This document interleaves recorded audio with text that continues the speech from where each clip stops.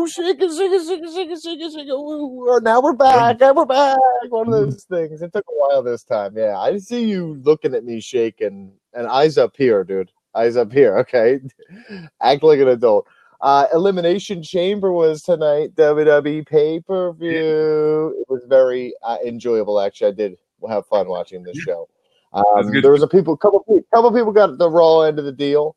Braun Strowman, Ruby Riott are just two of the many. But yeah, this was a pretty good show. I'm your host of the Most On Wood. This is Brandon Galvin, on whatever side he's on tonight. And we are here on Get Vocal to hang out and talk some wrestling. So let's talk some wrestling. I can't believe it ended 45 minutes ago. I don't know who times these events better, but it's a bit awful. I mean, when we try to schedule early, they run late. When we schedule later, they run early. It doesn't make any sense. Yeah. I don't know. I'm not going to complain though that they end the show early. Yeah, for real. I agree with that. Yeah. Tonight, Donnie, we're going to talk about the good, the bad, and the ugly from Elimination Chamber. And if you don't know who we are part of Ring Rust Radio. We go live every Wednesday with our podcast on Spreaker, iTunes, Spotify, iHeartRadio, and so many more platforms. And tonight we're on Get Vocal, a live social media platform for face-to-face conversations. So let's get into it, Donnie. The main event, my match of the night, I'm assuming it was your match of the night, because this match was fucking awesome. This Elimination Chamber, I think, was... Oh, you were talking about Braun Strowman versus Baron Corbin? No. Okay. Well, I don't know. I don't know where we're starting then. What do you want to start with then? That's not on the agenda, actually. I'm looking at the agenda. That's silly. You made a silly agenda. But yeah, of course, the men's chamber was fantastic. That was a top to bottom. The list of elimination. The participants all getting their shine in. It's everything you want from a chamber match. Each guy brought something different. Each guy had something to bring to this match. They brought the intensity and the aggression with Samoa Joe. It was completely all across the board. And like you say, yeah, MVP is Kofi, without a doubt. And he's been the MVP like the last 2 weeks. Since Ali got hurt, he's like, okay, this is my chance. And the two matches that have lasted like 2 combined hours, he has been the most prominent star in both. And has exceeded all expectations. He's been fantastic. He got an opportunity and he shined super bright. So at the very end, yes, Daniel Bryan is the one who came out on top, but Kofi, he did great. Incredible performance, an awesome match. It might be off the top of my head my second favorite chamber match of all time. The inaugural one's my favorite. I was there, but this one. Like you said, everyone serves such a great purpose throughout. They got their spots. The Jeff Hardy Swanton Bomb off the top to AJ Styles on the turnbuckle. I've never seen that before. The spots with Kofi and Daniel Bryan. Samoa Joe, you said, bringing the aggression early. This was just an awesome match. The RKO from Randy Orton to AJ Styles when he thought he was going to go for the phenomenal forearm. There was so many awesome spots. They really paced this out very well. For matches that go this long, sometimes there's a lot of lull periods. There wasn't any of that in this match. Just a fantastic match. I don't think Kofi wins the championship anytime soon because of his performances this week. It is a shame that it's clear that this was going to go to Mustafa Ali and he got injured, but props to Kofi for stepping up on short notice with no time to really prepare to then go have marathon matches and showcasing once again things that we've already known for over a decade that this guy can do that. And so hopefully moving forward, maybe he does go into more of a mini program with Daniel Bryan. I threw out in our group text, you could have Daniel Bryan, Rowan, and Harper against New Day. I think that would be a lot of fun. But there's so many ways that you can go. And this just brings New Day. So I know I'm going along, Donnie, but New Day, they've kind of like taken the back seat for a while. And I think this is going to really help them get another push forward, especially going into WrestleMania. What do you think? I hope so. I don't know exactly what you would do with them. I think the idea of going against the Daniel Bryan's crew would be very exciting, especially considering the history the Wyatts have with the New Day. Their videos were awesome. That was one of the coolest parts of that whole thing when they went to the compound. Mm-hmm. I think the idea of Kofi's recent success causing New Day to have an extended push coming up is intriguing for sure, but I just don't know if WWE has any interest in that right now. They seem to be just fine leaving them on the back burner and let them make a ton of money. Yeah. It really does seem like it's like Kaka, where it was like, we know you're great. We're going to put you in this position to help us like just get past it. And then thank you very much for your time. We're going to move on with our current plans.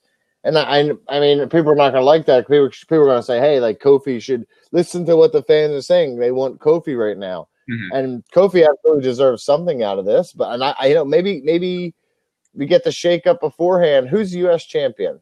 Is it still who's U.S. champion? R-Truth? It's on SmackDown. Who's IC champion? Baylor? Yeah. Maybe Baylor versus Kofi or something like that. I maybe have him go against IC title. Give him something out of it, but I just don't think he's in the world title plans right now. Yeah, I agree. And the thing to take into account with these, I mean, the performances are unbelievable, but the crowd reactions where people are going to go to of like, hey, this is a reason to push these guys. They have been fan favorites for a very long time.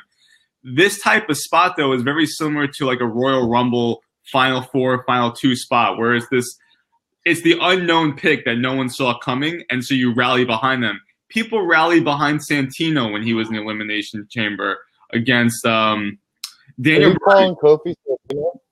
It's the similar situation, though. It's like when Roman Reigns was against Batista in the Royal Rumble, and people cheered for Roman Reigns. And then when Rusev went up against Roman Reigns in the Royal Rumble, they cheered for Rusev. It's the other person that you don't want. You want to see that underdog story. So they do this time and time again around this time WrestleMania because you know Daniel Bryan's going to win. So you're going to cheer for Kofi Kingston to see if he can pull it out. Yeah. Kofi deserves. I agree. Kofi deserves a lot more, but I just don't think. I think they have a set of plans heading into WrestleMania season and beyond with Daniel Bryan, and I want to see what I don't want to give up on Daniel Bryan right now. Right. If we want to give Kofi something, add him to the plans over the next 365 days. Yeah. But don't change the current trajectory because I'm really loving the ride. I don't want WWE to force feed a bunch of stupid bullshit into it like they're doing with Becky and Charlotte. And that's where the overbooking continues, and it's just a shame and a shamakari of everything that is great in wrestling. But thankfully, Becky comes down with her broken leg and just beats everybody up with a crutch. And I love that. Do you notice, nobody can see this, but Mike Chiari has gone on this rampage against Becky, and he's now calling her reckless. Right? He means it. The best part is he genuinely means it because he realizes just how much better Kaka is, or Becky is than Kaka. Listen, Ronda took a shot. Listen, that's twice now where Ronda took a shot with the kendo sticks to the head and now a crutch to the head. She must be like, you know what? It's easier in UFC because this is what happens. I think it's still easier in WWE, even with those two shots. Like I'd rather get hit with a kendo stick and a crutch from somebody who's not hitting me not to hurt me, but hitting me kind of like make it look good. Instead of a person, punching me in the or Holly Holmes style on it right in the head. So still easier. It's fair, but this was a fun set. It was a little silly to me watching Becky crutch her way. I just had like South Park memories, like rolling down. I know her. It looked goofy having like scoot all the way to the ring. I'd much rather if she'd been on one of those scooters that like the Walmart has. The electric. That would have been awesome. She zips into the ring and she like plows into the barrier and then like gets off and then goes in. But that would have been awesome. This whole thing, this is truly DTA Stone Cold style because not only did she beat the fucking shit out of Charlotte, she conned Ronnie too, and then beat the shit out of Ronnie as well. So I did think even on a hobbled leg, and I loved. She envisioned this segment herself too, and you could tell when the security was taking her out. She had her hands behind her back, like she's like, "This should have had handcuffs. I should be stone cold being taken out in handcuffs." I was wondering about that. I was like, did they handcuff her and I missed it? Because I saw her with the hands by her back, and I was like, oh, that's cool. They handcuffed her, but I didn't see it. So now I know they didn't do it. Yeah, she's like, this is the segment. This is what should have been done. So I'm just gonna pretend. Yeah. So now all the pictures are her like that, which is fine. Yeah. It's perfect. I mean, that's the infamous Stone Cold moment, right? Of him getting dragged out of the Raw with his hands handcuffed on his back. Like, good kudos to her, man. She fucking gets it. And homage to Stone Cold, who gave her praise this week on his podcast.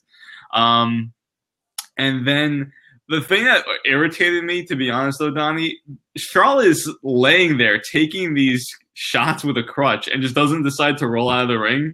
Ronda Rousey, like, no one decides to get out of the fucking way. And then the refs, no one from the back comes as this woman is beating these people down with the crutch. It was just so weird to me. They do it all the time, and all of a sudden it takes them like 10 minutes to come out. She's not even supposed to be there. I don't know. I thought it was weird. What did you think of them doing this storyline at a house show yesterday? The knee angle. I like the knee angle. I like the whole idea. I know that a lot of people are complaining, like, oh my God, how much adversity are you going to build up for this person? And like, I know BG, you guys with the triple threat, you got to have a lot of adversity for Becky to overcome, and you got months to kill, so you're doing it. And I think by doing that, you are putting her on the outs, both injury wise. Will she be able to make it? There's several different layers here that she's going to have to overcome, which is smart to do. But I think we're forgetting one thing. I want to stay just for a moment there. All the stuff with Charlotte and Ronda and Becky, very fun. Enjoyed it all. Felt like Ruby Riott kind of got the short end of the stick.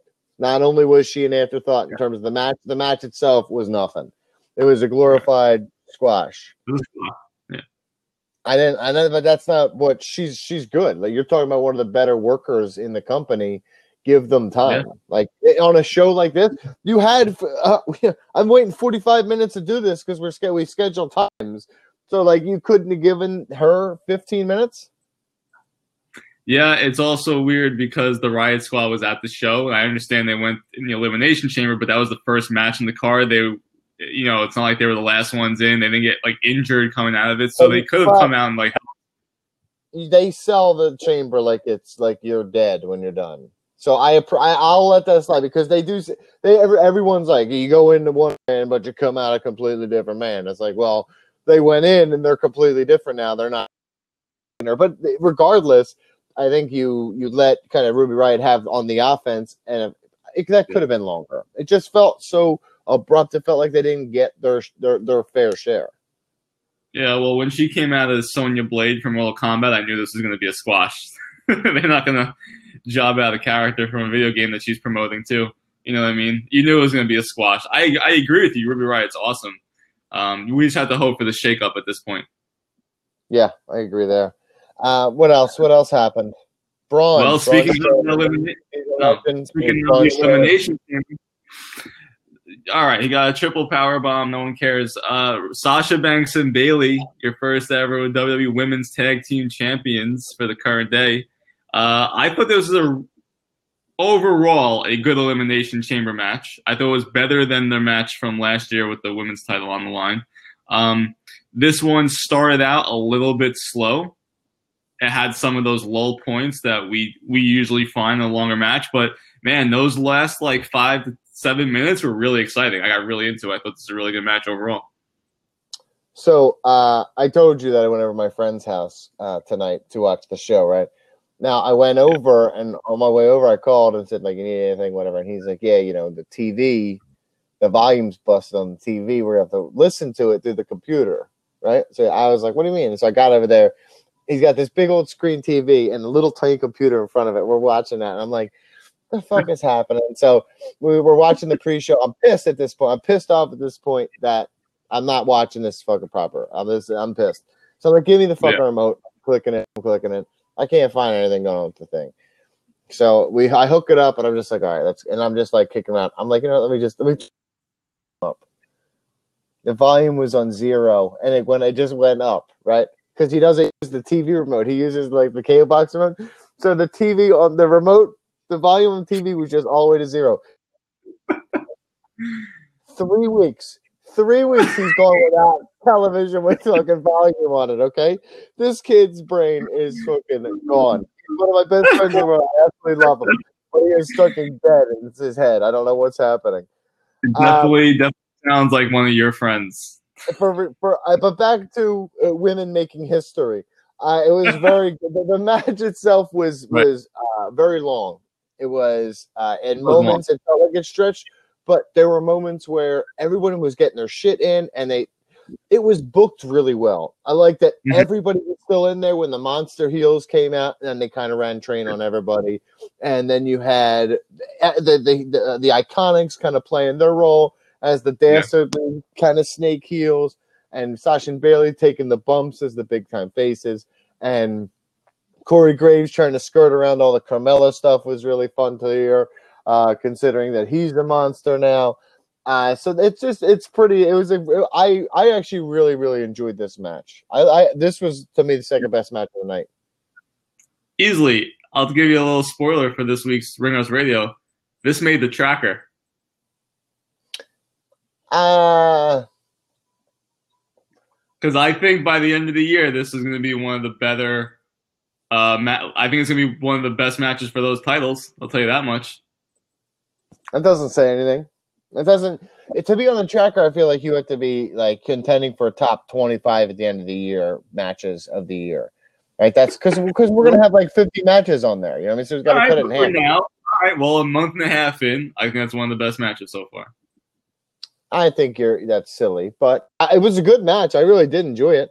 But yeah, you're just not as good at this as you think. Okay. Okay. What else? So again, let's go back. Braun Strowman. Right. He did really, but have Finn Balor as IC champion. Yeah. Corey Graves. We knew. I mean, we knew. It's exactly what we said was going to happen. Shane. I don't think you said that actually. I have a question for you because I was doing some editing, so I wasn't really listening to the pay-per-view. Once I got home, did you and Miz talking about when they were in the locker room? Was that they were yelling and Miz left? What was it saying? Oh, I missed that also. I didn't see it. Dude, NBA All-Star Game was on, bro. Who cares? Fucking I care. Sixers win, dude, over and over and over again. Just keep repeating it. I don't know. What else? Anything else on the show that you want to talk about? Yeah. Shane and Miz lost the tag titles to the Usos. Now, I was told that Jimmy Uso was on his way out of the company. Now, all of a sudden, he's a champion. Well, I don't know. I don't think he was on his way out. I think he was trying to force his way out by getting arrested. That's what the dirt sheet told me. Yeah. Miz was mad. He let everyone down, and Shane told him to calm down and go home. Okay. All right. Yeah, I'm telling you, there we go. We're going to start. We've been talking about this whole time. That's a good storyline, and they're about to implode and explode, and it's going to be. I'm excited for all this. Yeah, it's going to be fun and good for the Usos coming out of that. Maybe the New Day against the Usos. We could revive that for WrestleMania seasons. One of the best tag team feuds of all time. Akira Tozawa was good too, even though we lost. Yeah, Buddy Murphy and Akira Tozawa. I like Mark Henry coming out and giving them a shout out. Yeah, did you see that? I love Mark Henry. Yes, I mean I saw it on a little ass computer before I realized volume control is all you need to turn shit. Oh my god, it was so fun. He will never live it down. The whole time I was just mocking him, like, you want to turn the volume up, dude? Oh, fuck you, bro. Fuck you, bro. Phil, did we miss anything else? No, good show though. Good show overall. It was an enjoyable. I've always liked pay-per-views on Sundays, no matter what Sunday it is. Like I don't hate that they're longer either, because it gives me something to do. You know what I mean? Once my child's in bed, it's all good. You know what I mean? No, nothing. Okay, great.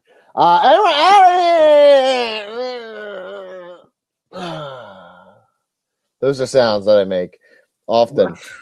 I'm Donald Wood. This is Brandon Galvin. This is Get Vocal. Follow us on Patreon right below. Support us on Patreon all the way at the bottom. You can see it. Yes. Do that again with your arm. Do that again. Go, do it again. God, look at the flab, dude. You're so loose. Your skin is so loose. Yeah, dude.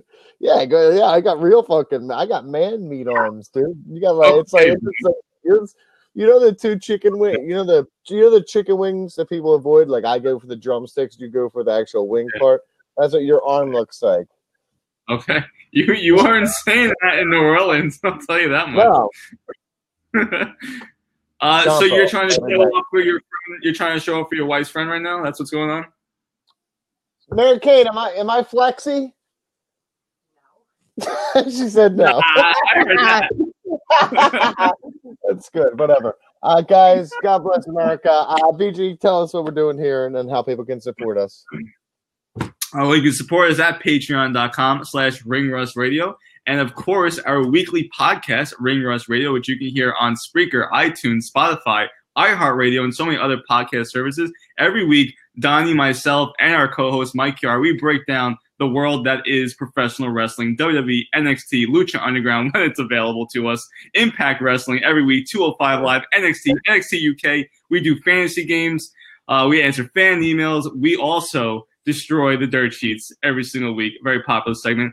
And, Donnie, coming up next month, March 12th, is Mark Madness. If you love March Madness tournaments, we discover, Donnie, who's going to be the Cinderella, and then we determine who has been the best wrestler of the past year. Yeah, there's I'll use the word agendas will be furthered during this time. There's a lot of quote-unquote yelling. Hopefully Angel shows up this time so he can cast the proper Miz vote. The vote. Mainstream media. Angel, yeah. What happened was, everybody, Angel voted for Braun Strowman over The Miz, clearly. Or it was Kenny Omega over The Miz. Not sure. Either way, he got his vote correct. No, it was Braun Strowman because Braun lost to Kenny Omega in the finals. I'd like to call it buyer's remorse. That's what he had. That's his problem, not mine. Yeah, I'll say. Yeah, I love Angel. It's okay. He's in retribution. Like he's out front of my window right now, just like with a Jason mask on. Like, he thought The Miz didn't vote for The Miz. Don't use my street name, bro. Yeah, don't use my street name, guys. God bless America. We'll see you. Please come over to Ring Rust on Wednesday. Have a great time with us. Also, tomorrow morning, if you're into true crime stuff, Attention Horrors is our other podcast, and part 2 of Ghost series goes live tomorrow morning, so please check that out. BG, Mike Chiari, they did not try at all, and I'm very angry at them. You should be ashamed. I think you should. Yeah, you should. Very hard. Tried very hard. I found great stories for you. It's a good website. You'll hear it tomorrow. And just for all of our loyal supporters here on Get Vocal, we will be here next Monday, not tomorrow. Yes, not tomorrow because we're doing this one tonight, and I can't stand to see you another night. Bullshit. You love me. Okay. God bless America. Is there anything else? Subscribe to our here. Add us a friend. Subscribe to our page. Please help us just expand this. Everybody, thank you so much for listening. God bless America. We'll see you whenever I click this, I guess, is when I'll stop seeing it. But next week.